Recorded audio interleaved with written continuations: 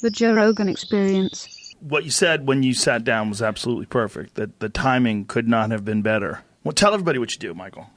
Well, thank you. I'm, for lack of a better term, a medical detective. I've spent my whole career tracking infectious diseases down, trying to stop them, trying to understand where they come from so we can make sure they don't happen in the first place, but most of all, trying to respond to situations just like this. Just like this. And just off the bat, how serious is this? Is this something that we need to be terrified of, or is this overblown, or how do you stand on this?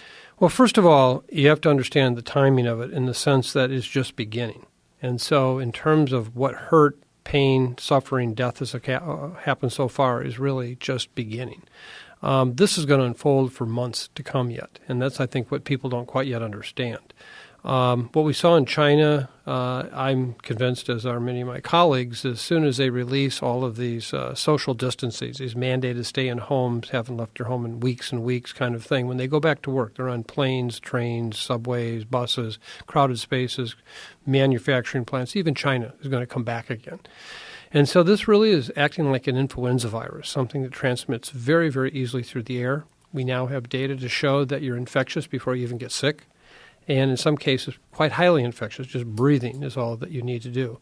So from this perspective, I can understand why people would say, well, wait a minute, flu kills a lot more itself every year than this does. And I remind people this is just the beginning. Probably the best guesstimate we have right now on what limited data we have would say this is going to be at least 10 to 15 times worse than the worst seasonal flu year we see.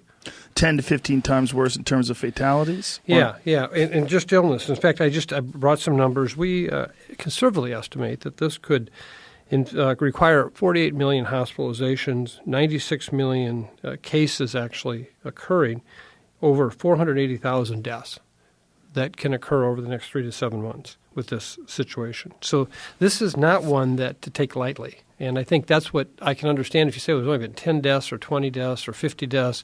Just remember, 2 weeks ago, we were talking about almost no cases in the United States. And now that we're testing for it and watching the spread as it's unfolding, those numbers are going up astronomically. 3 weeks ago, Italy was just living life just fine. Now they're literally in a virtual shutdown in the northern parts of Italy. And that's the challenge with an infectious disease like this. It can spread very quickly, and it also can affect people.